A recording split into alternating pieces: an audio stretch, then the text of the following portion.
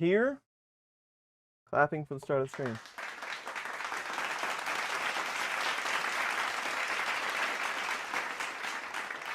Hello, everyone. We've got a lot of people in the chat already. We have coffee, we have water. It is another Positron stream, but this will be the last Positron stream unless we just want to do more awesome prints where we can view them from underneath, which has always been kind of something that I wanted to do. We are going to do that.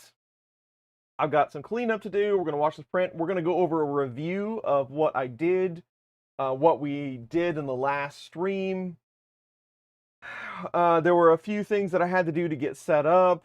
There was a little bit of calibration here and there. We'll talk about all that. Things that I found during the build that you might run into if you want to build one of these. They're on sale for Black Friday. You should go get one. Not affiliated, but they're just an awesome build. I do have my sidekick today. Let's bring her in. For the post-Turkey Day Bougie Coffee Fund. Morning. Hello. Clapping for the addition of sidekick. Andy Rogers, thank you very much for the $20. Post-Turkey Day Bougie Coffee Fund. Absolutely. If you notice the thumbnail of this stream, I don't want to have turkey for at least 3 months. So that's how our Thanksgiving went. I feel like I have eaten more in the last 3 days than I have pretty much the rest of the year. How about you? Very full of food. We Very full. much food, and ate a lot. I could have done half of what I made. We could have gone away with that, but what are you gonna do? It's the holidays. Absolutely. Steve Builds is here. Hi, Steve. Basement bragging rights for 18 months. It's hard to believe that I've even had basement bragging rights turned on for 18 months, but that's awesome. Nomad Galaxy is here. Nomad's Galaxy. West 3D saw his Positron for $560. A heck of a deal. Jackie's mic is low or off. Oh, I'm not leaning into it. How's that? Is that better? It's probably a little lower than mine. Okay. Hello. How about now? I wasn't really talking into it earlier. Now check it. Hello. There's a little more juice for you. All right. How's that, guys? That's better. Good. She's not as Thank you. exuberant as she will be after she gets rolling. Yeah, let me get a little pep in my step here. No turkey for a while. That sounds like a challenge. I'm not making any turkey for a while. Turkey's kind of a pain. Layer X layer. 100%. So stuff. Pun intended. I love it. Yes. The holidays were good. Hopefully you had a good Thanksgiving.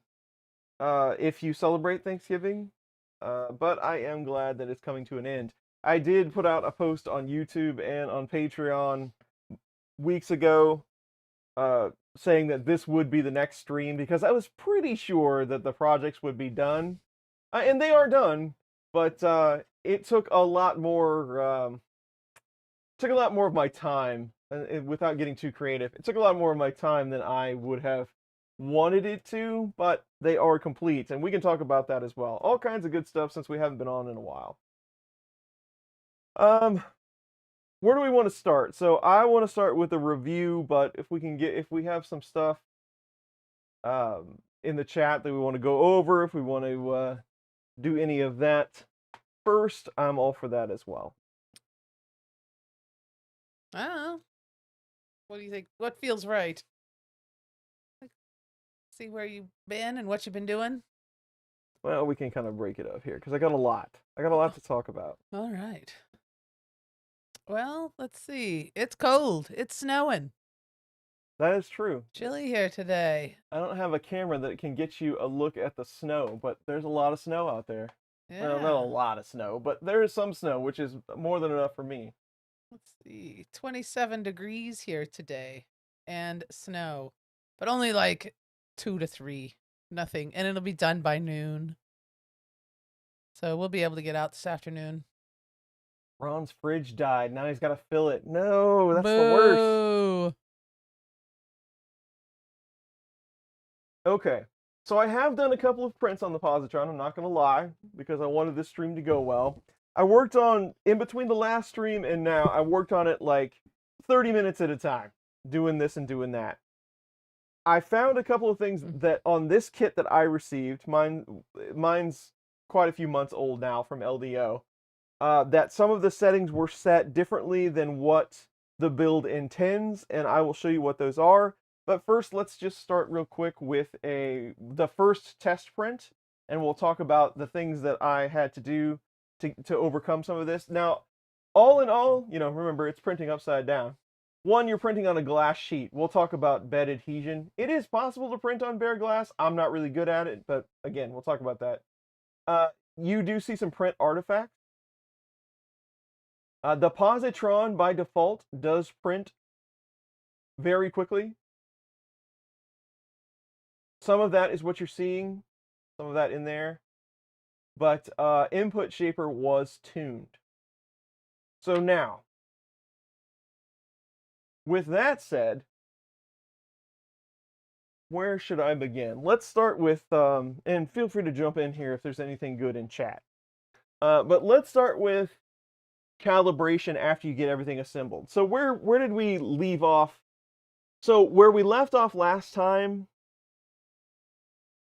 we were closing up the control panel, and I had to put, the extruder was built, the hot end setup was built, but I had to put it on. So basically all I did was stand up the Z, put the belt on, and put the bed on. And then basically you're ready to go. So now after that, let's talk about what happened. So there is a very helpful Positron wiki. Again, if you're building one of these, I'm trying to give you all the information that you might need.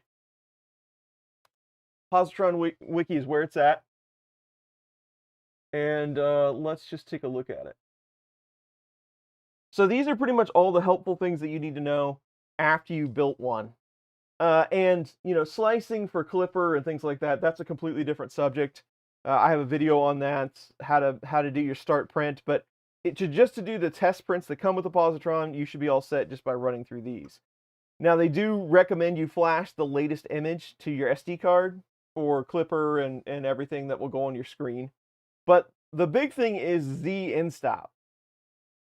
So at one time, there was a sensor, I guess, on Positron that they used for Z leveling, Z homing.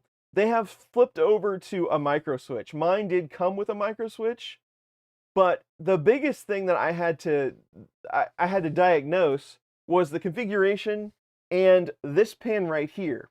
On the board, this jumper, that sets whether it is using stall guard or not. And mine was set to use stall guard.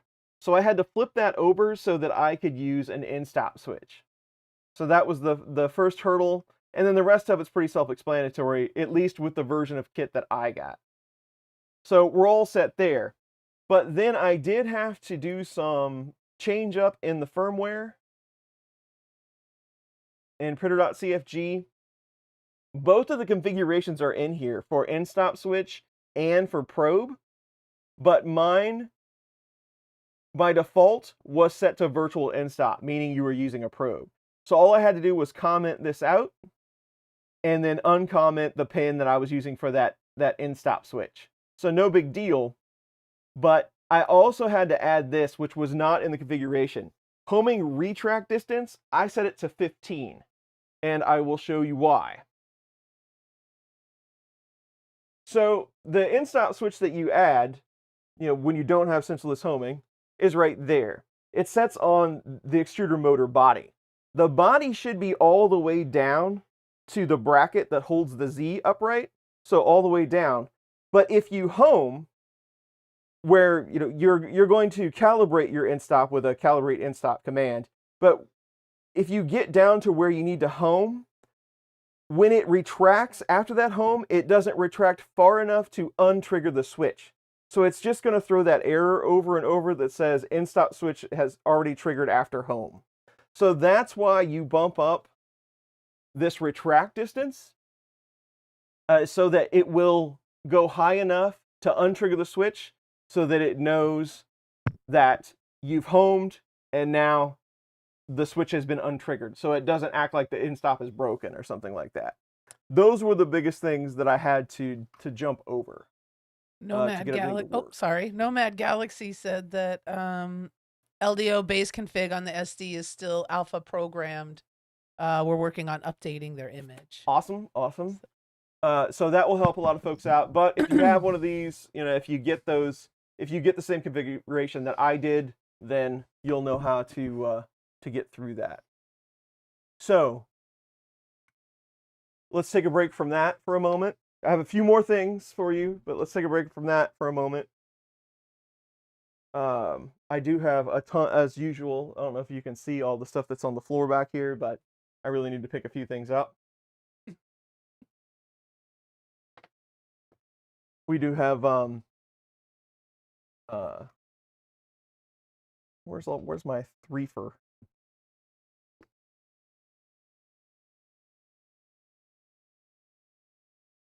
There it is. We do have printed solid elixir shiny zombie Joe Prussia today for our mascot. Very pretty. He's looking good. I really like the way that the Positron colors turned out. And yeah, everything. It looks real sharp. The Positron's beautiful, isn't it? It looks really nice. And I like that elixir filament. Beautiful. The red and the gray. And the Positron is nice too because it's super easy to travel with it. So maybe we'll see it at some shows or whatever. Yeah. But yes, the base is good. I did painstakingly take effort to put the white backing back on the plastic strips so that we could get better lighting. There you go. So I took the time to do that. Such attention to detail. Very nice. Attention to detail the second time when I don't read the directions. Yeah. Aha! So there's that. You madman. Yeah. How are you liking the voxel PLA? You like the voxel PLA? It's fine. I haven't had any problems with it. They sent me some PLA and some PETG. It's pretty affordable. I haven't had any issues. So, yes. So it's been good filament so far. They seem to be pretty nice folks as well. Yeah. So printing on bare glass.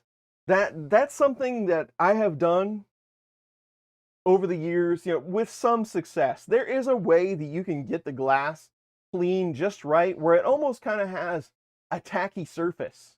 I don't know if you've ever cleaned glass where you put Windex on it and then it's almost kind of sticky. Like it's so clean it's sticky. Yeah. Oh yes. Yeah, that kind of that sheen that it gets on it. You can do that with glass build plates, but I can't always get it quite right. So it's possible, totally possible. But the next best thing that I am me personally, Magic Goo. It is kind of pricey, but it does work well, and it is pretty much clear. So Magic Goo is definitely going to hold your PLA down. PETG might even hold too good to glass, so be careful with PETG. But the Magic Goo is still, you can still see your first layer, and it's going to stick your print down just fine. On that sample, did you use that Magic Goo on your cube there that you... I did not. Yeah. I tried bare glass on that, which it did okay, but I saw some lifting on the corners there. I saw. Yes, exactly. Nothing major, just. Right. Well, I was just crossing my fingers as it was holding in there, trying to complete the print. It's upside down. But again, the Positron is really fast. I mean, it's not the fastest machine I've ever seen, but it moves. So, yeah, it was just barely hanging in there. Good. Haven't printed on glass in almost 10 years. Yeah. Vision Miner for the win. It's good. It's good. Yes. Okay, so there's that.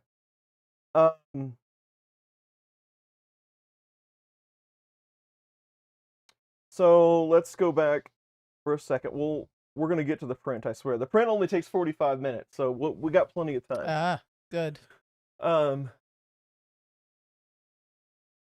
So after you go through the Z and stop, get all that stuff, make sure you hot tighten your nozzle, all the regular stuff you do for your build. Do a PID tune. If you're used to Clipper, it's just a command. You do all that good stuff.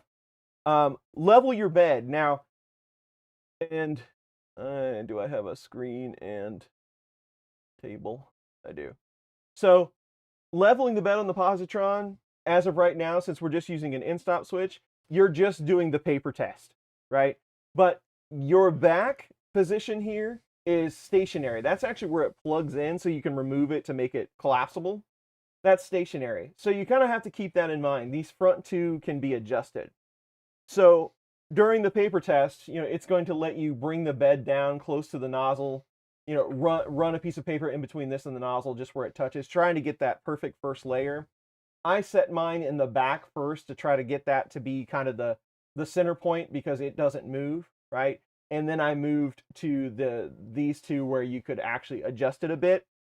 But the leveling your bed sequence, if you go to here, it's going to show you, how to get it roughed in.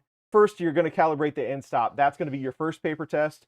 And then the level the bed sequence will run around to 3 points that they've already set in the Positron config to get you leveled there. So it's pretty easy. You're not going to have any problems with it. And then you calibrate input shaper. Again, that's just a sequence that's going to run and set things. And in sensorless homing, I haven't done any tuning, but it's probably worth your time to do that. And then the rest of it, Orca Slicer, all that good stuff, then you should be in good shape. Now, the only other thing that I experienced that I want to go over, Vision Miner, all the things. I wish I had one of their Vision Miner printers.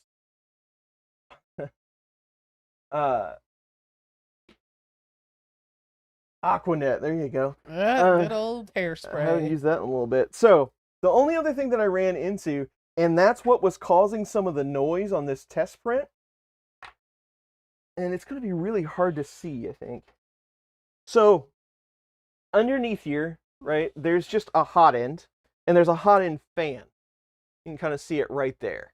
Well, the fan has 4 screws on it, and they're all, flathead countersunk screws, right? So there's 4 screws on it. The one in the back of the fan here is like 100 micron away from the screw on this pulley. And I just faintly, I could run this over here and hear just a little click and kind of feel it. Kind of feel something holding it up.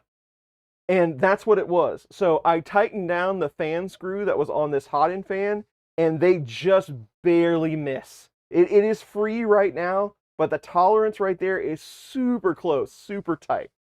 So if you're seeing anything or hearing anything, make sure that nothing is clipping the top of those pulleys in any way, because there are really tight tolerances in there.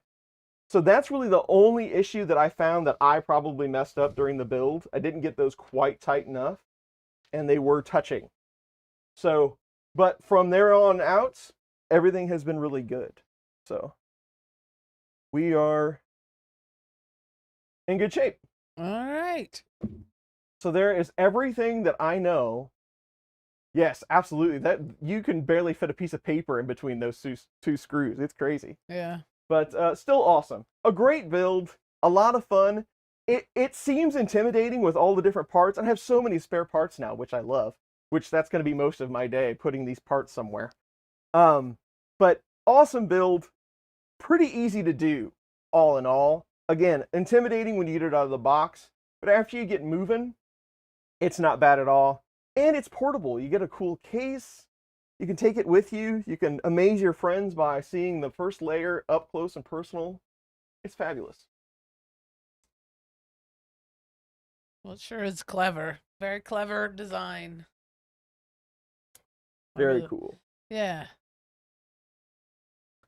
Okay, so as you probably know, all the brains on the Positron, well, not all the brains, but the processing power is done by the screen. It's got a module, probably like a CB1, some sort of Raspberry Pi-like board inside the screen that does the processing, sends it over to the board on the Positron, all that good stuff. But you can, of course, you can control it with the web UI. But we do absolutely have to get up close and personal video of the first layer going down, because that's kind of the whole thing. I like that. I love the first layer on these things. So neat. Absolutely. What are we printing? It has a Benchy on the by default, so we're doing another Benchy. All right. It's just how it's gonna have to be. Here we go. Why change it if it's not broke? Now, getting it where there's not a whole bunch of glare is going to be the real trick. You can run Doom on the Positron. There you go. It's probably got more memory and such than my first PC had, that's for sure. Yeah. Probably way by far. Okay, so let's just kick off the print, and then as it starts doing its thing, I'll get it zoomed in for us.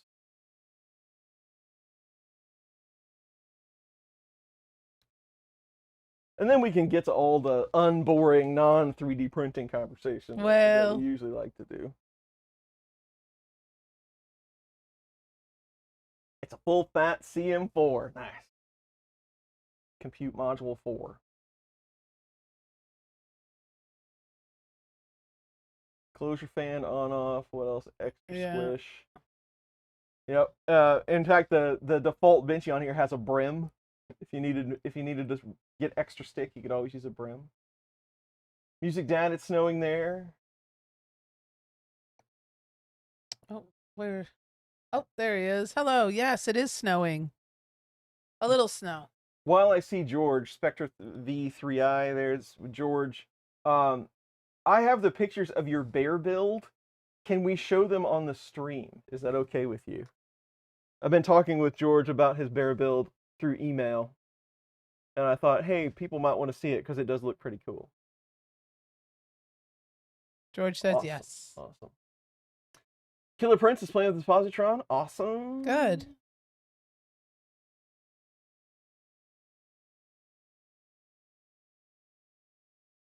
Today I came down and turned on the heat because it was pretty cool down here. And I have a heater. I have a heater over here that's on a different circuit, and I have a heater over there that's on a different circuit. But I forgot that the heater over there and the drying oven are on the same circuit. So I turned them both on, and then I hear the familiar pop. And so I have to pick one. So we went heater instead of drying oven today. Oh, good. Yes.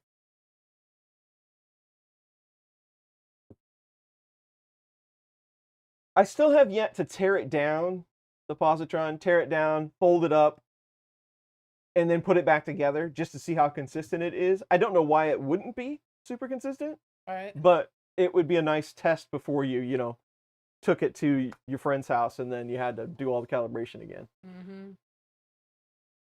Yeah, I'm curious how this thing looks when you box it up. Hi, Andy. Hello. Andy's here.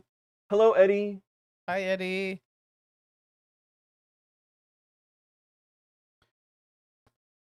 All right, it's going to start doing its thing in a second. Don't you just turn on all your printers first thing in the morning? There's just one big switch on the wall. To preheat, Chris? Yeah. That would actually be quite convenient. The power company would want to know what the hell is going on. Yeah.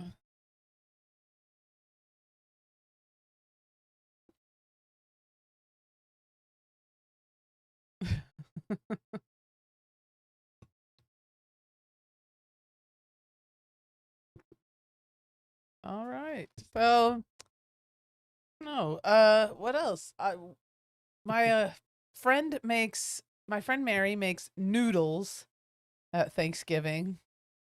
We made sausage balls this year. Cheddar Bay biscuit sausage balls. They were delicious. They turned out quite well. They made a nice little afternoon snack. Does anybody on here that celebrates Thanksgiving or Christmas have a thing that their family always... And Chris, deviled eggs for Thanksgiving. That was not a thing at my house growing up. We didn't... Deviled eggs is always a picnic food. We had deviled eggs with everything. Deviled egg was a summertime food for us, not necessarily Thanksgiving. So does anybody have any... Their family does this thing? Whatever food for the holiday? I want to say that we always did noodles at New Year's. Did you? I believe that's... We did them at some time in the year. Mary makes noodles. And I've heard other people talk about, I'm making the noodles this year or whatever. There's nothing... We do a corn casserole, but I don't know that that's standing rib roast for Christmas. Ah, yep. I do like a good standing rib roast. If I'm feeding enough people, I'll make one. Otherwise, I think for New Year's, we're gonna do ham for Christmas, and I think for New Year's I'm just gonna get a big fat bone-in ribeye and just cook it in the oven like a steak, and we'll share that. Deviled eggs was one of my grandmother's specialties, so we have them several times a year. Look What at that is perfect upside down first I can't layer. even pronounce that, Andrew. What is that? Lamb and tuna fish. There you go. My girlfriend made chocolate covered Oreo balls the second time she came to our Christmas gathering. She has to make them at least 8. She's had to make them the last 8 years. That's funny. Stuffing muffins. Those are Stuffing so good. muffins.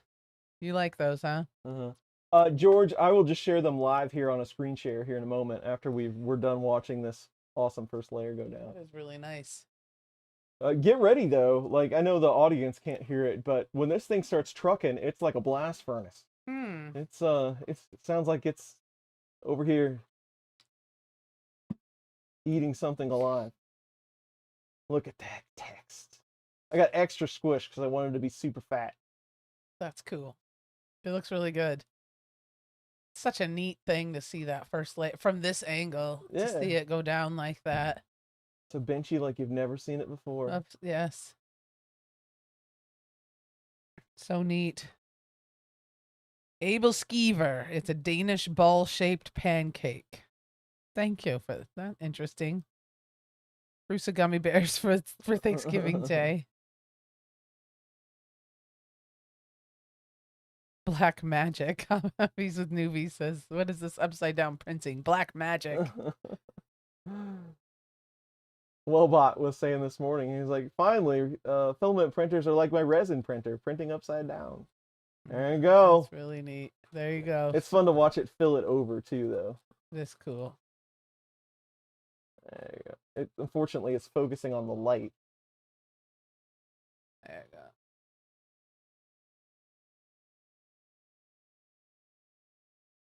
Now I want all my printers I want to be able to see. There's two things I want out of this. Now I want all the printers, I want to be able to have a camera feed of the underside first layer.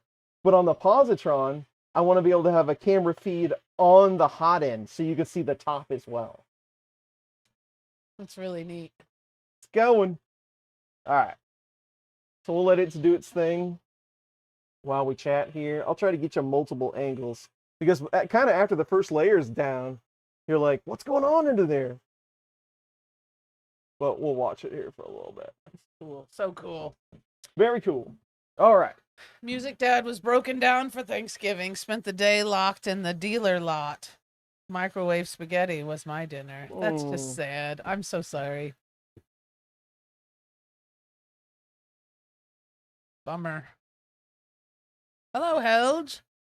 He's here. We haven't seen him in a little bit. Yeah, I haven't seen anybody in a little bit. Took a little break. Yeah.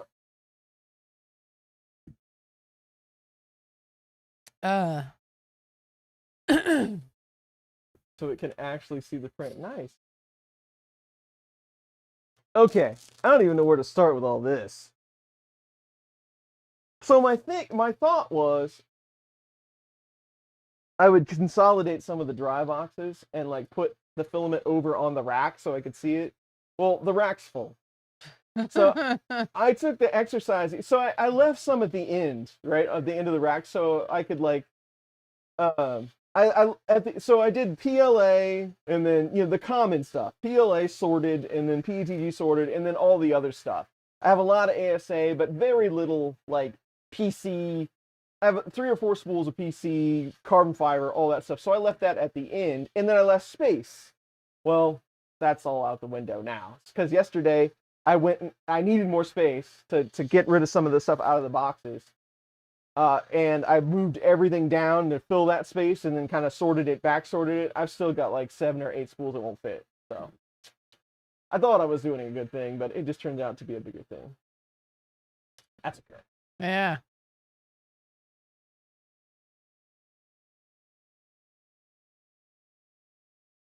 Dang. Sergio was in Europe for the last month. What were you doing there? Visiting family or vacation? George is having a hard time getting hours. That stinks. 150 people waiting to pick up. It's crazy. Does anybody know? So, I desperately want to. I have all of these humidity monitors, those little, inexpensive humidity monitors that I use in the dry box. But I would like them to be on the lid, like inside up, so that I can see it through the lid. The lid's clear. Any tape that I try, double-sided tape, even the industrial stuff that I try to stick on there, it's so dry in the dry box, the tape won't stick. Does anybody know of something that would work in a really, really dry environment like that? I can't find anything. I mean, I guess I could do 2-stage epoxy where it just be permanent forever, but I really hate to do that. Oh, if you've had any luck, let me know. Yeah. I've never heard of it being so dry that tape won't work. Yeah, well, in glue, like any of that adhesive, when it gets super dry, it fails. Forget it, huh? The How labels odd. on the spools fall off. Yeah.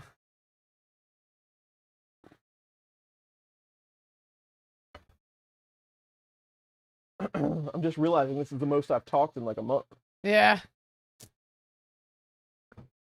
Spain vacation, then a week with daughter in Jupiter, Florida. Early full to Turkey Day meal there. Home and duck on Thanksgiving. There you go. Duck? Duck. All right. There you go. I saw lamb. They put lamb out for the holidays at the grocery store. I saw a leg and a few racks. I mean, they always have some lamb, but they put the good stuff out for Never turn down a good rack. magnets on both sides of the lid. Maybe. I don't know. Maybe. It's not super thick, but maybe thick enough to cause me a problem, but we could try it. I might have some magnets that would work. I thought about that, but then I thought, it's probably too thick. And then I would probably be bumping the magnet off. Because I have to stack them. You're wondering where I went. I'm finding He's poking around back here. sorting boxes for all these extra screws that we got. There you go. Thank you to the Positron team for all the extra hardware. We will use these for future builds. All right. If you'll notice behind the co-hosts, my table is gone. Mr. Dave Wilson bought us a table for our Magneto build. Where did you put it? It is on the other side of the room over there by the Excel. Oh, good. So it's now in place, and we can start doing more work with it now. And it's a very nice table. Thank you again to Dave for being so awesome.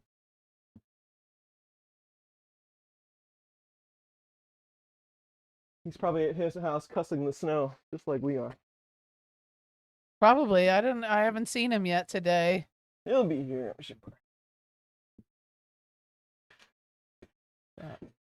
Claus says, Chris, you should look outside. The flakes are huge.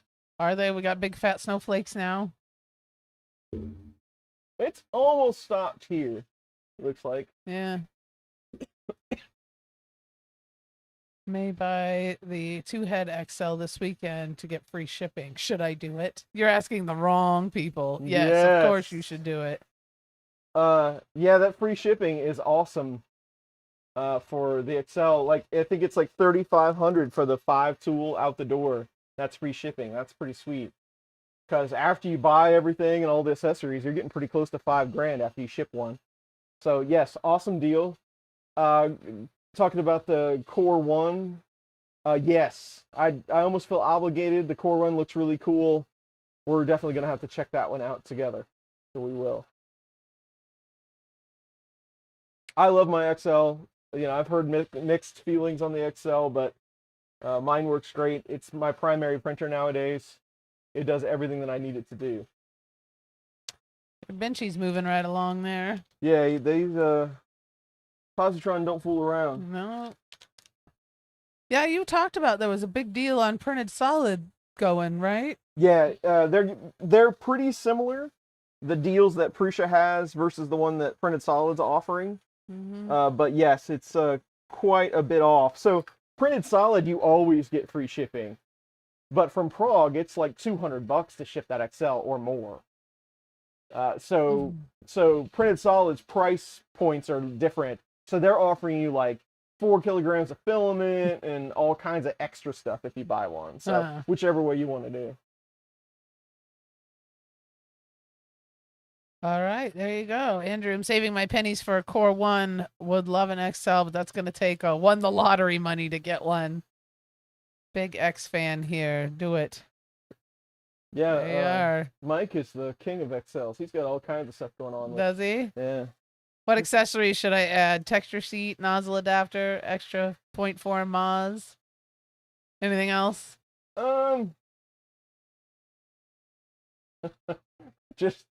Just beware of how fast it will fly through the filament. You might want to consider that. That was the first shock to me because when I got it, it had 0.6 nozzles, and man, it would fly through the filament. It's a little bit better at 4. It slows it down a bit, but whew. Textured sheet I don't use so much. I've been using the satin sheet for pretty much everything, but then I also have a smooth PEI sheet for like trickier PLA prints. So I haven't been using textured as much as I do on the other machines, but I'm not printing a ton of PETG, and the satin sheet does a pretty good job at PETG. So there's that.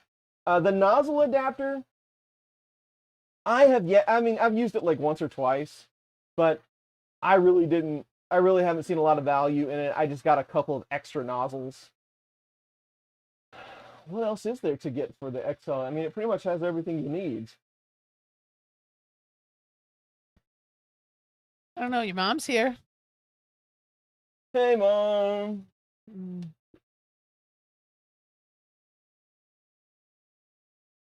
There you are. I'm printing the extra parts that I need to install a Bondtech upgrade and Mosquito. Nice, nice. Oh yeah, let's take a look at George's bear build.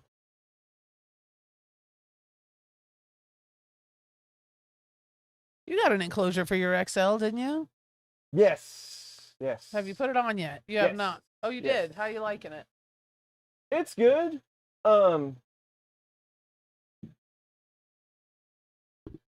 Let's talk. Well, I have many thoughts on the enclosure. Okay. Remind me. Let's go back look at to pictures first, and then we'll talk. Yeah. So that I can focus my thoughts on the enclosure. Just before we get to it, right out of the gate, the enclosure does help with certain types of prints, but it is kind of pricey. So we'll get back to that. Here are all the pictures of George's bear build.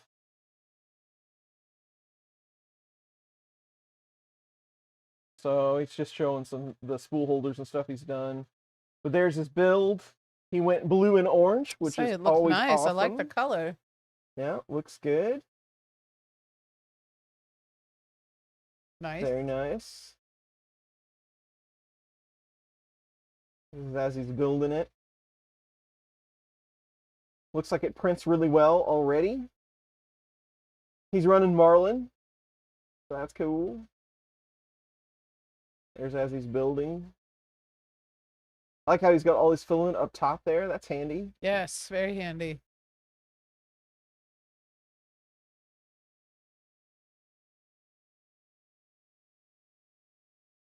Print quality looks good. Very cool, George. Nice work. Nice work. It does. It looks real good, George. Very nice. Like that blue. There you are. Will the XL ever handle an MMU? I hope not, because that is a project that I would get all kinds of questions on. There you are. So the enclosure. So the XL enclosure is really cool because it's integrated into the XL Prusa firmware, so you can control it with the printer. You hook it up. You control the lights. You can control the fans for the filtration. It has a filtration cartridge. It really does, like if you're printing ABS, it pretty much eliminates all the smell But you have to remember, you have to swap those out. They're not good forever. It's just a charcoal cartridge. And it's pretty frequent, the amount that they want you to flip them to be effective. So keep that in mind. They're not the cheapest thing to swap out. The XL is a very large machine. It's a flip top enclosure. So you flip the top up, and then you have an accordion piece that comes down. The accordion is just a little bit flimsy. If you're not careful, the magnets are strong enough to kind of bend it. So be careful with it, but it does work. The flip top, be sure that you have enough headroom. In my basement, I have got it up on a table that's a little taller than this one. You can't actually flip the top open. It will hit the ceiling because the XL is so large. I actually hook the handle of it to the rafter because I can't flip it all the way open. So keep that in mind. And it does make it really hard to work in there. It's not an easy enclosure to just pop on and pop off. They have gone to great lengths to secure it to the top and make sure that it's one piece. You can get it done, but there are some things that you have to work on. You cannot have the enclosure on, so you'll have to take it off. Keep that in mind. Now, performance of the enclosure. You can get the enclosure to 32, 36, somewhere in there, but it's not a super tight enclosure. It will drastically help you print large ABS prints, large ASA prints without it splitting. I mean, it's going to help you out, but you're not going to achieve the same kind of results that you would on something like a Voron, where the enclosure is completely sealed up. It's just a plexiglass box on top of your printer. It's not that. It's more of an air shield that keeps things consistent than it is a super tight enclosure. And there is the price tag. I want to say that it's almost $700 to add that enclosure to the XL. For most prints that you're going to do, if your room is relatively warm, relatively consistent, you probably won't need that enclosure. But if you want to do casual ASA, ABS prints on your XL, it might be worth looking into. So it's not a necessity to me. Given the price, there are some other XL enclosures out there. If you just want the end-all be-all XL, go ahead and throw the enclosure on it. I mean, that's where it's at. But you can definitely get by without it. So those are my thoughts on the enclosure. There you are. That's good. Mike says, had enough face room if you're directly in front when opening and closing the lid. And a facer, that's true, because it's like a DeLorean door, right? Because it comes up on top. It's a gull wing thing. So yeah, you can't get in tight and not have to lean back. It's like opening your hatch on your car, right? Yeah. You don't want it to clip your nose. That Benchy's moving right along. It is I can hear the fan. Yeah, it's all, the printer's silent. It's just got a really aggressive part fan. Very loud. I mean, it's not so loud. I've heard louder, but I can hear it pretty good from here. Yeah. Let's transition over here and see if we can get like down at the print level. Get a good shot of it. Oh, there you go.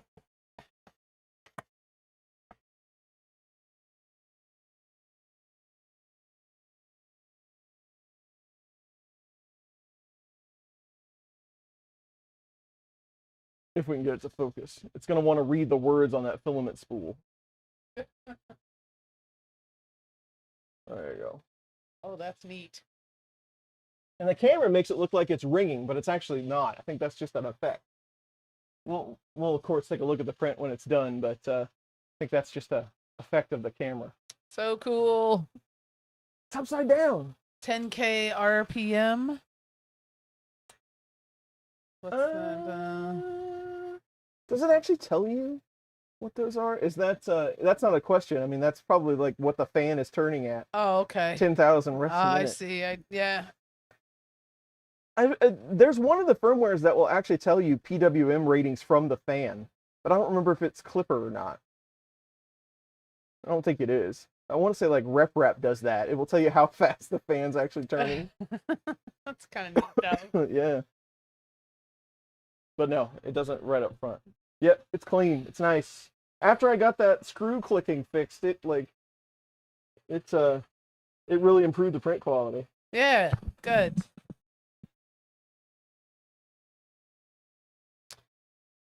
What an odd little thing, too. Just a little thing. That's all it takes. I mean, it was just Yeah. barely hitting, too. Is the Positron the perfect Aussie printer? It does print upside down. I will admit that a couple times this week, I did refer to it as Australian.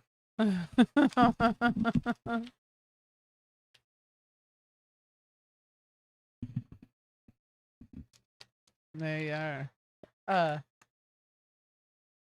Yeah, I don't know. I feel like I'm kind of hungover from the holiday or something, you know? I feel I've kind of felt that way, honestly. yeah, a little tired. Like just a lot of action leading up, and then you have it, and then it's almost like a little kind of a hangover feeling. We've been in the house together for 5 days. Oh my We're tired of looking God. at each other's faces. Jeez. Ridiculous.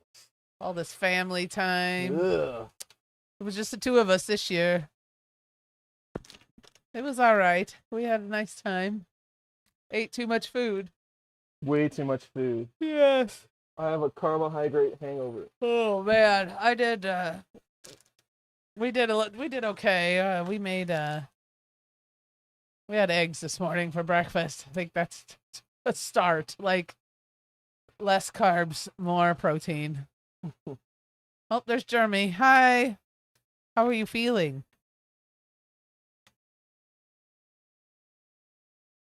Have any Italian? Just kidding.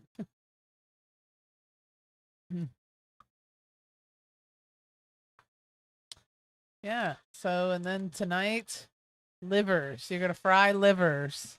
Yeah, I figured it would be fun. I haven't had any Yeah. livers in a while. There's got to be a couple people in the chat that are organ meat fans. All right. George says I still haven't found a good filament guide for my bear builds. Yeah. I kind of like the one that they used, the later Prusa machines used with the PTFE pieces in it. We could mod that to the bear. I mean, if you like that kind of thing, I think we could probably make that work pretty easy. Jeremy's worn out. We were just talking about that, Jeremy. I mean, I don't know, it's like Thanksgiving hangover, or you're really not feeling well. Hard pass on the organ meats. I am the same way, Andrew. I can't do it, man. They're delicious. I don't do organ meat. So he's gonna make me chicken strips. He's gonna have his livers, and I'm gonna make me some chicken, or he's gonna make me some chicken strips, and that's good for me. She sells it like she's doing me a favor by having organ meat, but then I have to cook. Well, it's true. Yes. Liver and onion. Chris, liver and onion. We could find that. Who? Corner Cafe has liver and onions here. You can find it once in a while. It's good. It's around. Yeah, but it's not very common, so it's really common for them to have a horrible cut of meat. Yeah. When they cut the meat right, it's really good. I haven't eaten liver in many, many years, and it's not on my want list. Mike Fancy says, "I'm good. I've tasted it. It's fine.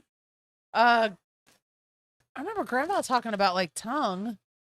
Yeah, I'm not down like that. Yeah. The smell of liver and onions cooking is the worst. Good for you. Yeah. What is the least common size in your 3D printing repertoire of screw, bolts, nuts, all of that? Personally, 6 millimeter. I have very, very little 6 millimeter. I got a lot of 3, 4, 5, and some 8, some 10, but almost no 6.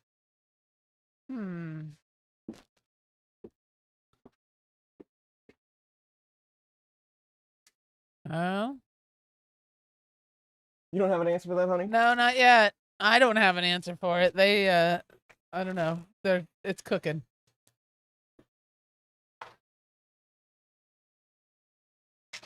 Lots of opinions on livers and gizzards, though. Oh, well, No course. livers. Jeremy likes gizzards. Yeah, a lot of folks feel that way. I've People run into feel a lot that of way, people. yes. And I'm the opposite. I'll eat gizzards, but they're not my fave. I really like the liver. I used to eat liver, but I cut it up, and it felt weird, like cutting through ball bearings. Meh. Yeah, dragging nails down a chalkboard or a knife or pan using base feelings and haven't eaten it since. Yeah, no. Smells like boiling urine when it's cooking. Whoa. That sounds lovely. You've never attempted liver.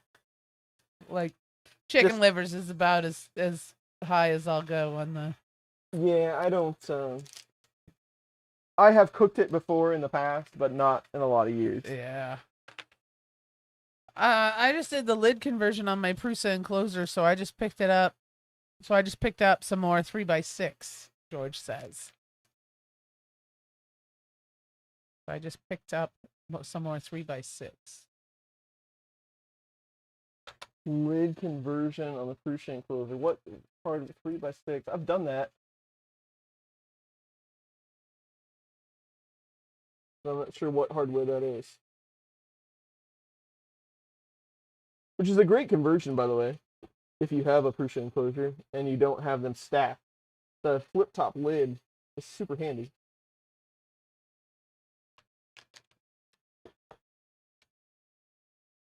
You were talking about screws. That's what he did. Oh, he just got some M3x6s. There you go.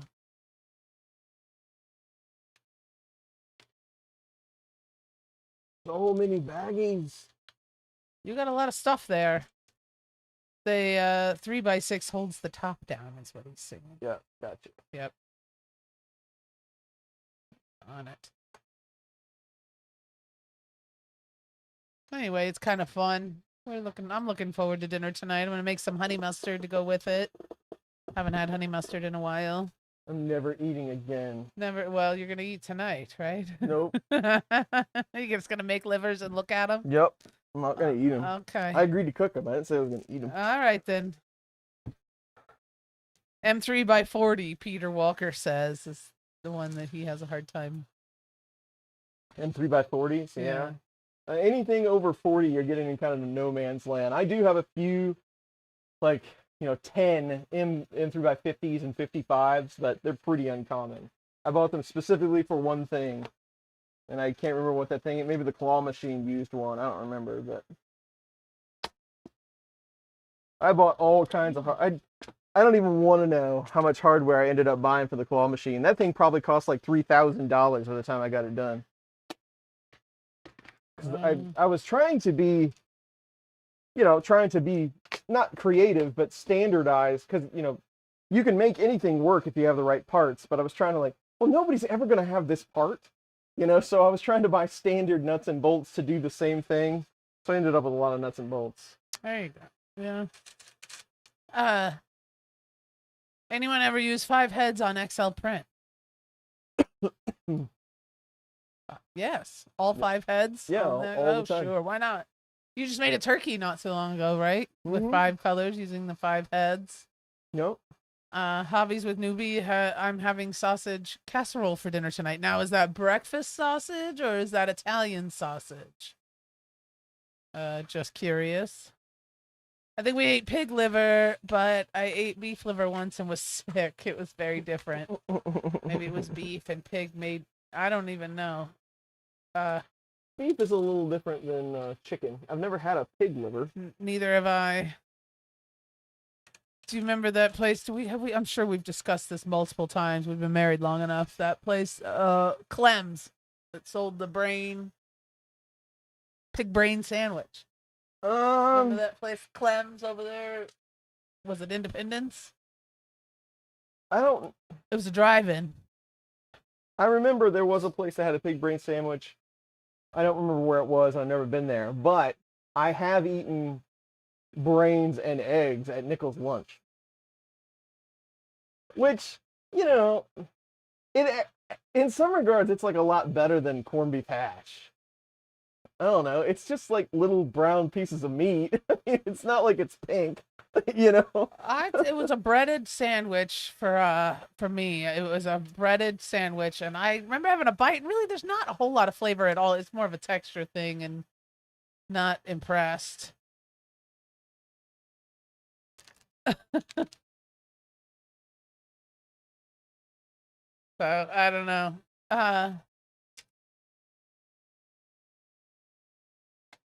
There you go. Where were we? I have no idea. The look from Jackie when you said you spent $3,000 on the claw machine. Yeah. Well, I try not to think about it anymore, George. He used to get me, and now it's whatever. Well, it's not the look on her face; it's the look on all of your faces because you fund that machine. That's true. You guys paid for it. Sweetbreads, never had sweetbreads. You, by watching the videos, and my loyal Patreon and basement folks fund all of the chaos that gets spent on those machines. So yes. So thank you. And Sergio mostly makes parts and not decorations. He makes a lot of school stuff for me. A lot of school stuff. Yeah. So yeah. What closer to breakfast sausage? That's good though. That sounds good. Sausage casserole. I have had pate though before, John, and it's fine. I mean, again, it's really not not a lot of flavor, just kind of a paste. Braunschweiger? Yeah. Like goose liver pate? Yeah. Yeah.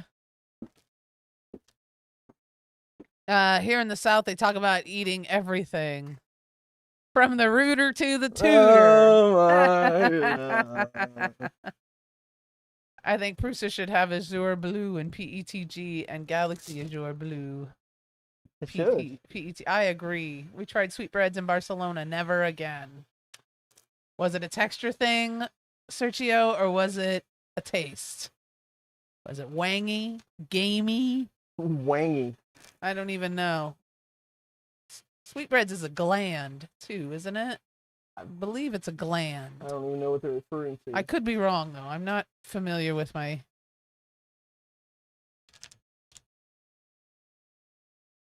There you go. Pancreas. Yeah. Pancreas? Yeah.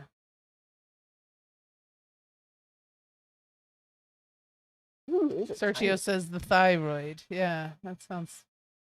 Why? 1.6 by 18. Why are you going to eat that? What did those even fit, Nomad's Galaxy? I didn't use them in the build. That is the tiniest screw I've ever seen. 1.6 by 18.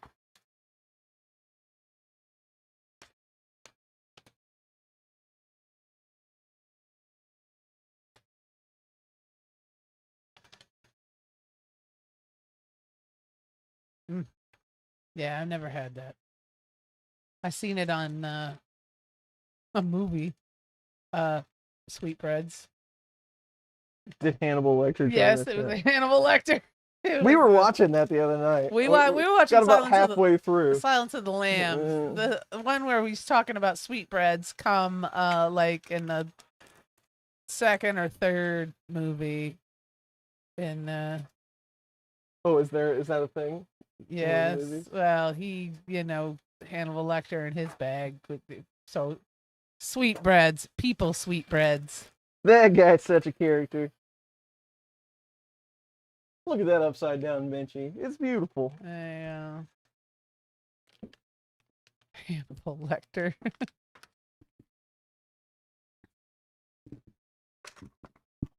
No, Bob, we're having chicken livers tonight for dinner, and that's what got us going on the old organ meat conversation that we've had like a dozen times on this. Well, I mean, it never gets old. You tell everybody about your awesome, crazy Christmas tree you got going there? This is Dave Randolph. Dave not Wilson. Dave Randolph. Dave Wilson gave this to us. He gave Chris one, and then I stole it, and then Dave brought us another one.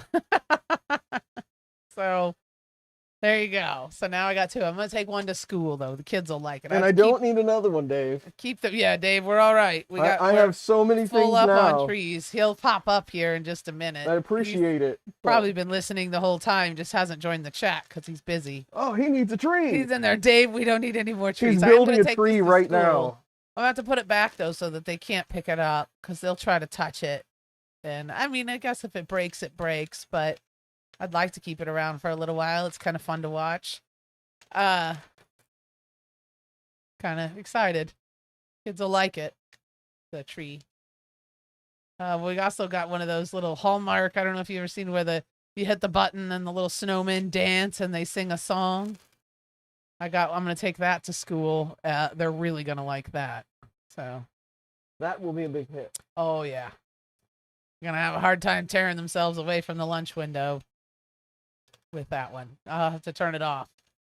Like, turn it on just for a minute and let them go through it once or twice, and then you have to turn it off when it's time to go eat. Or you will be completely insane. He'll stand there.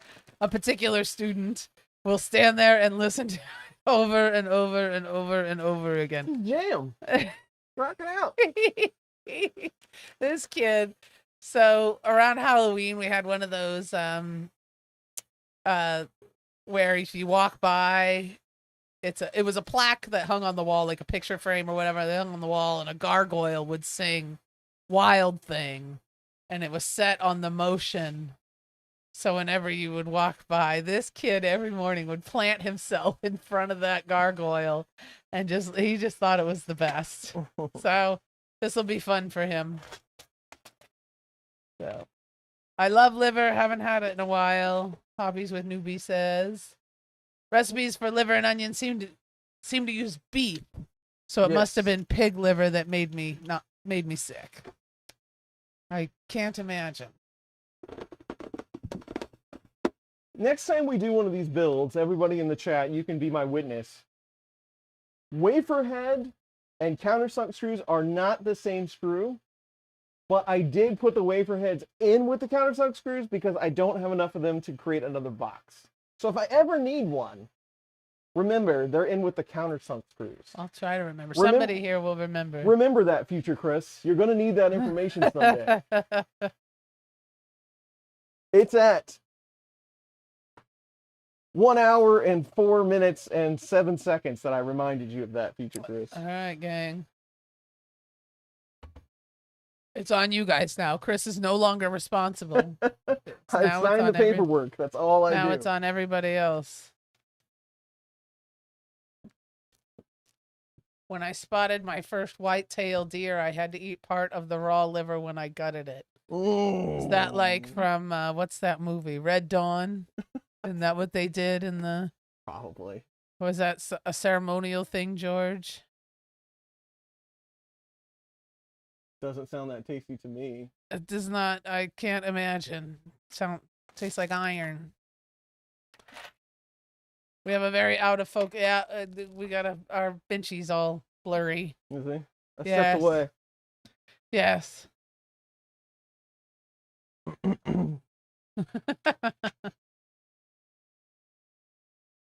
My grandpa, I don't know. My grandpa made me do it. That sounds about right. Sounds like you got set up.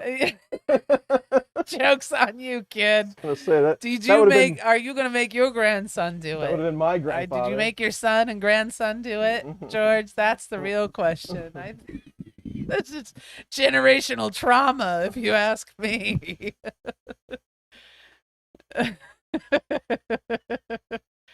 Taking the spirit of the animal. I could see your first time. Sure. I mean, I guess. That's what I do every time I buy hamburger at the grocery store. Did he give you a beer too, at least? Then you get a sip of his beer to wash it down. At least to pull off the past blue ribbon. Yes. They have no interest in hunting, just staying on the phone or the tablet. Yeah. No fun. You should make them eat something gross anyway. Just because. Because, by God, your grandpa made you do it. So you should make them eat this. Because I said so. Just turn off the internet. If you want the They can't Wi-Fi turn it back password, you have to eat this. They'll be eating it in no time. Ah, I love kids. Hi, John. How are you, John O'Shaughnessy? George. Oh, Positron is messing up, somebody says. Is it? What's going on? I think it's just the angle. Okay. Let's go big for a second.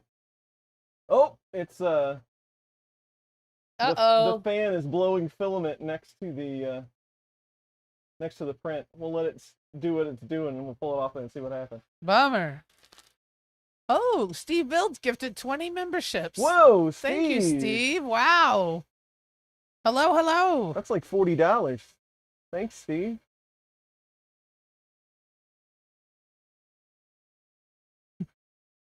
There was a sizable amount of filament on that nozzle I noticed when we fired it up. That might be exactly where it went. See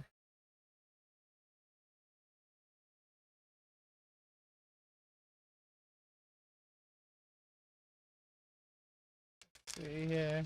We're getting down to like end of year here. Our next stream, I mean, we'll be really close. Hobbies with Newbie says I was born, when I was a kid, I was forced to eat heart. Let's just say I haven't eaten it since. Well, you ain't gonna. You don't have to ever again. Just like me and broccoli. I never have to eat it ever again, and I'm not going to. She's pretty Even when they hard and fast on that one. slip it in my Chinese food with my General Tao's chicken, I won't eat it. I'll find it and not eat it. There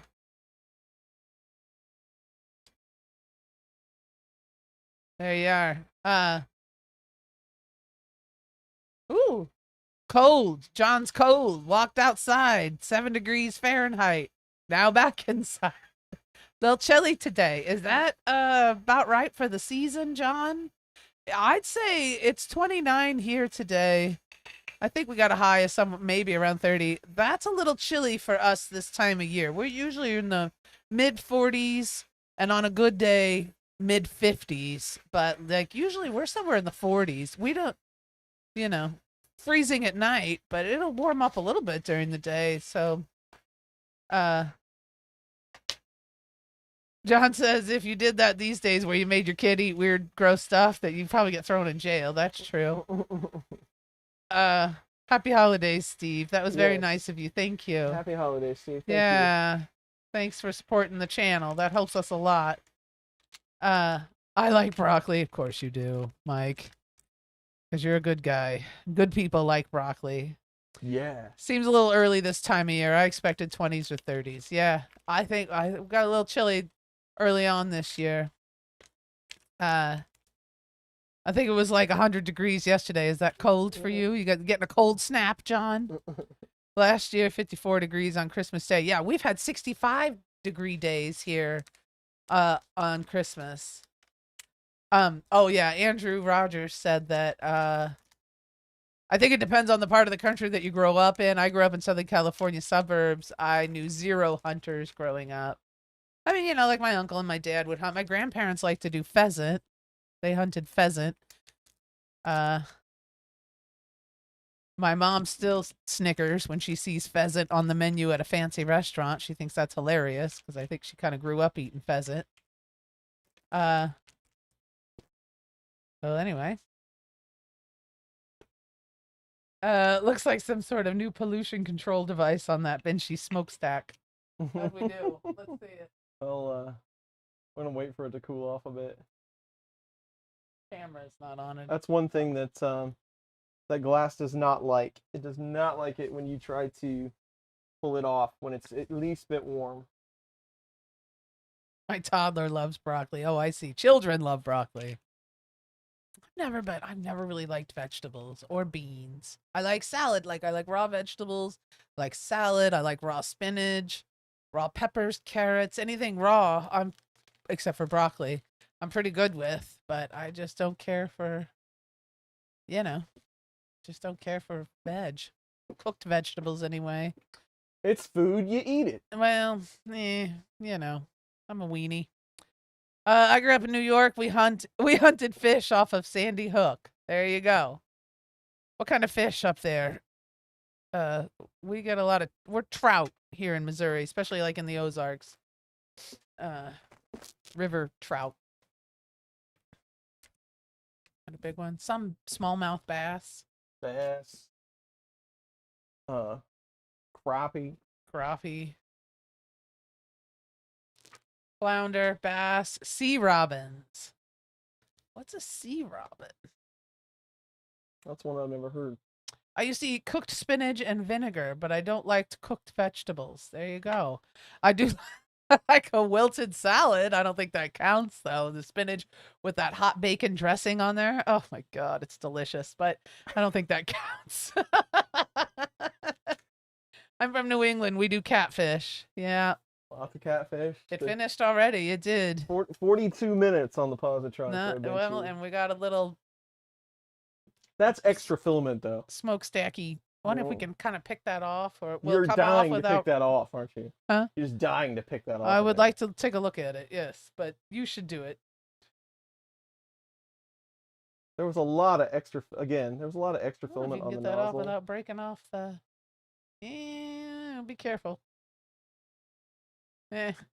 That's one of the things, though. Thinking about it being upside down, there's always a chance that there's just a little bit of filament hanging out on that nozzle, and you have to think too. Like, it's got a boot on it, which is good. You want a boot on this thing, but that nozzle sticks inside that boot. Like, it just peeks out, so the filament can collect around the slope of the nozzle in between the boot. So you want to make sure you stay nice and clean there, because you don't have the assist of gravity pushing that down, so you can clean it on the bed. Yeah. How warm is it? This thing will. It's still at 40. It's still welded on there. I don't even want to try. You'll pull a piece of glass Sure out of you'll there. break it. Yeah. But we're doing good. Yes, it's nice that it's so quick. It is. All right. That's too bad though that it. I mean that it botched a little bit there. I should have cleaned it before I. It's super clean right now. Well, good. There Yeah. you are. 3D Gusner, hello. 3D Gusner's here. Good evening. Have you ever shattered a glass bed doing that? I've pulled a chunk out of one before, but I've never shattered it. Those 1.6 by 18 screws were pre-installed on the Posi Hotends. Okay. Oh, those must be like what they like go vertical up into the block or something like that. You don't want to lose those if you ever need them, though. You'll never find another set. Yeah. Andrew Rogers says we fish the reservoirs for lake trout and catfish, some perch. Ocean fishing, we caught a lot of mackerel and yellowtail when we went offshore. That'd be kind of neat. Sea fishing, I'd be sick as a dog the second I step foot on a boat. I get motion sickness, but the premise is really cool. Ocean fishing. We like catfish. What do we have? The carp in the Missouri River. Chinese carp. Chinese carp in the Missouri River. Big, nasty, aren't they? Giant goldfish. Yeah, they're invasive too. And that was something. Yeah, that's an interesting experience if you've never witnessed that before. Yeah, They will jump out and like knock you straight out of the boat. so yeah, that's the vibration for this carp. The vibration of the motor gets the carp all spun up and they start jumping. And they've been known to like jump into your boat and also or hit you, which is not fun. But yeah, it's very interesting to see, and you can really get them going. You ride around in an area, right, for any period of time. And then, but you don't want to mess with that. And it's the Missouri River. You don't want to risk falling in. No. It's icky. Icky and it's fast. Yeah, and it'll pull you under. It's no good. Remember that? Russ gave us a lesson on what you do if you fall out of the boat in the Missouri River. Somebody that's spoken from experience. Don't try Keep to up swim. the great content. Yeah. Oh, thanks, BLD. BLD Designs, $20. Thank you very much. We will do our best. We're back in content mode. It is cold out. I will be in the basement. We haven't talked about our project, but I don't have any projects coming up.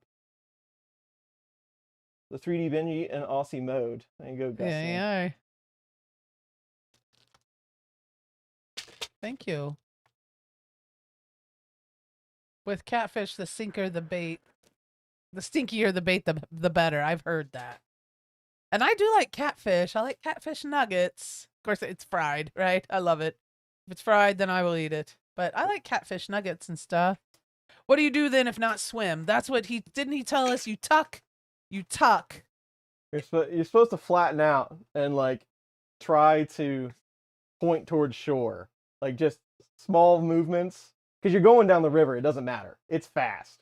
So if you're flat, and there's a lot of stuff in the river, like trees and stuff like that. So you can try to kind of push yourself. You're kind of trying to keep an eye on shore. Because it's probably, 150 feet wide to 300 feet wide in some areas. So you're trying to push yourself one way or the other so that you're aiming towards something stationary. All right. So the idea is to float. Yeah. Is to float. Just hang in there. Because it will pull you under if you're, I don't know. Well, you'll just tire yourself out and then you won't be able to do anything. There you go. You panic. And and it's not like rapids, like rocks and stuff. It's not like that kind of fast. It's just a large, deep river. It's just really moving. Lots of currents. Well, and you get the idea, like, so like you go overboard, you automatically start going down the river, and you get the idea that you're never going to see the boat again. That's your frame of mind. Panic sets in. You might travel a mile by the time you get to the shore. They're going to come back. Yeah, they'll come and get you. But just, don't panic. Try to get back to the boat. Just go with it. And I would like to say, for the record, that is the one and only time I've been on the Missouri River, and I don't care to go back. It actually kind of scared me. It's large. It's very vast. And big water does not scare me, but big river scares me. Well, it's an active river. Yeah. I mean, there's barges coming by. Right, yeah. It's the Missouri River. Yeah. It's a big one.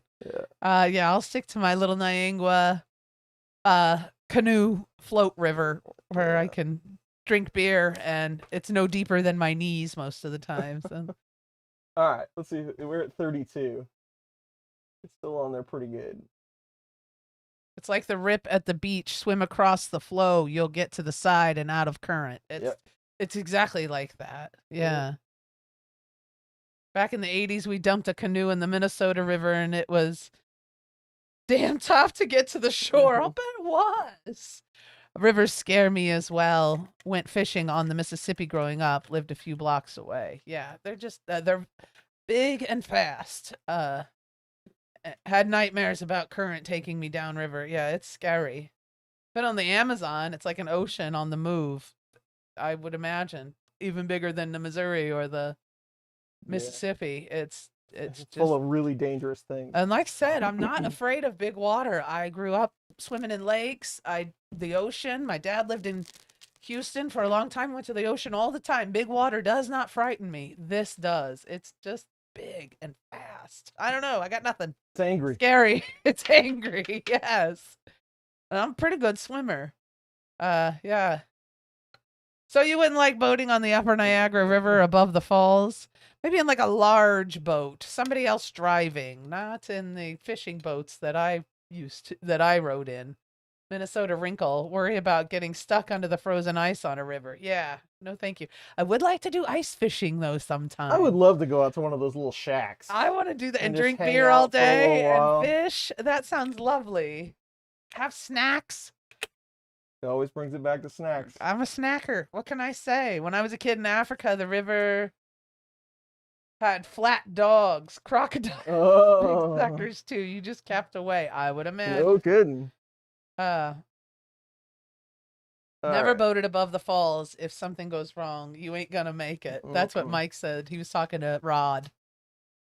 Ooh, that thing gets hot underneath. Maybe this summer. Table's nice and warm. We'll think about going up to Niagara Falls. We'll visit with Mike and Rod and go see what's going on. I've never been up that way. That would be fun. Yeah. All right, Benchy. He was holding tight. You can see that glass finish on the bottom there. Oh, I forgot we switched to manual focus.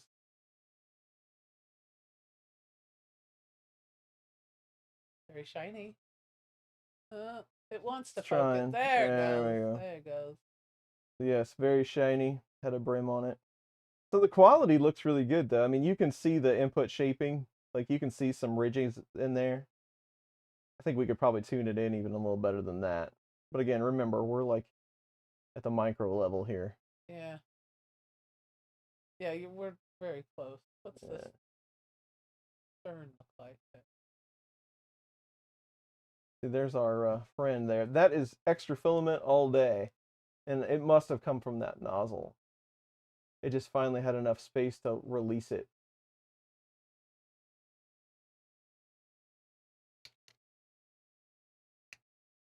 Yeah. Actually just came off. It ruined my smokestack a bit, but it would still produce smoke for our Vinci to get on its way. Looks good. Looks good. I think the Positron is a fine machine. I think it's just neat. It's a lot of fun. Upside down printing on glass bed. The first layer. It doesn't matter how any of the rest turns out. That first layer is just so neat. And the glass is heated. Mm-hmm. That's even more awesome. So there you go. Not too bad. Not too bad. All right. Bob Karn says, my wife walked by the TV. Apparently she knows people by the room. These are the basement people. The other one's the garage guy. These are the basement people. I like it. Sergio says, ice fishing over a hole. Ice fishing over a hole. Get a wetsuit and tank and jump through that hole and spearfish. No. Little chilly. John says, when I was a kid, no shacks, just sitting on an upside down bucket on the ice, all fine until big trucks roll by and you hear the deep cracking. Oh God, that would scare me. I can't pretend that I know anything about the falls as your tour guide. Thanks, Mike. We'll figure it out together. My dad had a boat in Upper Niagara. I went around Navy Island a couple times. That's neat, Rod.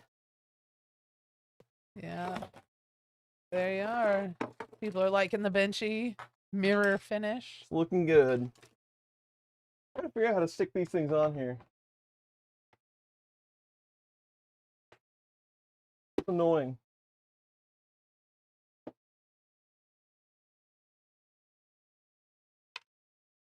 There you go. Looks good, guys. Glad to see you all. I've got to go. Lots of snow over here. Have to and have a doctor's appointment. Well, good luck at the doctor in Columbia. Good luck at the doctor, Jeremy. Keep us posted. Take care. Tell Ange I said hey. There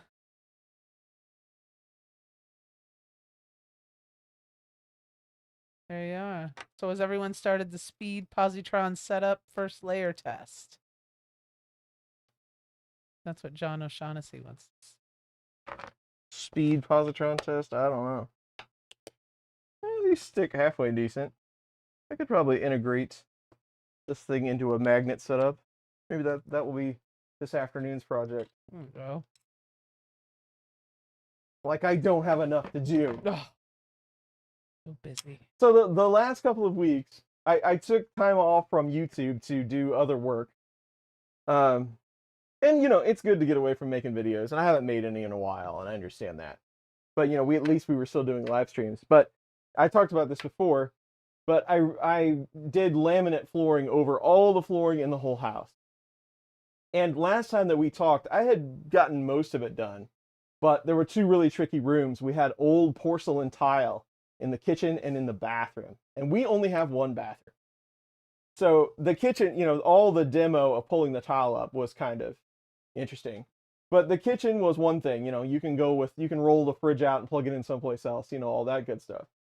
But the bathroom, on the other hand, so I ended up pulling the sink, pulling the vanity out, pulling all that stuff out. I had done the tub. I'd already turned the tub into a shower, I don't know what, in February, something like that. Yeah. It was a while back. So I Yeah. got a big piece of the work out of the way. So I pulled the vanity out, and it was in the living room. So I cleaned it up and redid the faucets and all that stuff while it was out. And then I cut all of the tile in an L so that there was still tile right underneath the toilet. So I pulled all the tile out, and then kind of got ready for the big day, right? The big swap. So we got another toilet, and I managed in one day, I managed to get the toilet out, pull the rest of the tile, get the floor finished, the floor laid down, and get a new toilet on in about 6.5 hours. Hey, what? It's about 4:30 when you got it back on. I started at about 10. Like I pulled the toilet at 10, and then it was back on about 4:30. That's pretty good. So I just stayed out of the house. there was a lot of planning to do. It was just best to not even have a helper for this one. Yeah. Because it was and I hate working in the bathroom, period. It's like a 5x8 room, maybe 5x10 room. I hate working in there. There's always so much painting and finishing and all that. So just laying the floor down turned into like a half remodel for the whole bathroom. So that's what took up all of my time. But it is all complete now. Everything is done. I shouldn't have to work on anything up there for quite some time, I hope.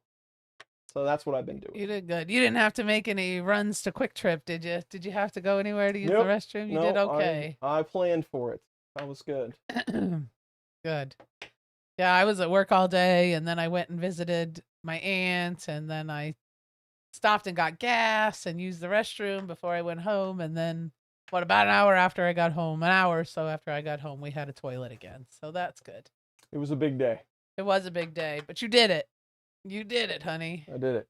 We were without a sink for almost a week. Yep. But that's okay. You just used the one in the kitchen. It's not a big deal. Well, the problem with the sink, I could complain about this all day long, but the problem with the sink is the vanity. Last time I redid the bathroom, like 10 years ago, our bathroom, I should show you a picture of all the razor blades that were in the wall, but maybe for another day when we start complaining about remodels.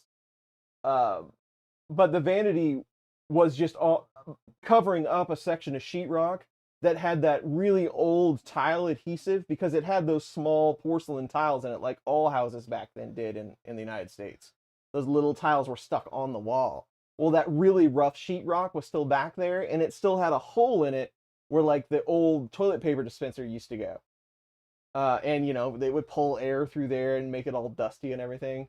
So I cut all that out and put in new sheetrock. Well, I had to do all the mud and tape and then let it dry. And that took like 4 or 5 days to get it all dried and sanded and everything refinished. It was just a lot of work. And the staple guns, your father Yeah. put a lot of staples into the... Yeah, my dad put that tile, the porcelain tile, he put that down on cement board. And that cement board had like, again, it was probably like a 5x6 section where that tile was, without the tub. There was probably 150 staples just in that one area. I think he did that on purpose. Well, it was stuck down. I can tell you that. Yeah. But I had to pull all those staples, and most of them were rusted. So it was great. Sergio says, "Whoa, it took me 6 hours to change just the toilet fill valve at 72 years old and trying to wedge between the wall and the fixture." Yeah. I hate working around the toilet. Ugh. Yeah. New toilet day is a huge day. Absolutely. New toilet day is a huge day. John says, "Congratulations." Yeah. How many parts are left over? A few. I ended up buying 34 boxes of flooring, and I took 2 back. So, and I've got 1.5 left for when we finally move the fish tank and redo underneath it. So there you go. Did you lay down quarter round on the fish tank, or did you just? It has quarter round around it. Yeah, I didn't know if you did that or you just kind of. I ended up getting wood grain for it, so it kind of looked Nice, fancy.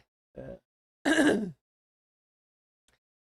Need for to do a few small foreshadowing. projects in my bathroom. Thanks for the foreshadowing. Yeah, Oh, it's Mike. pain.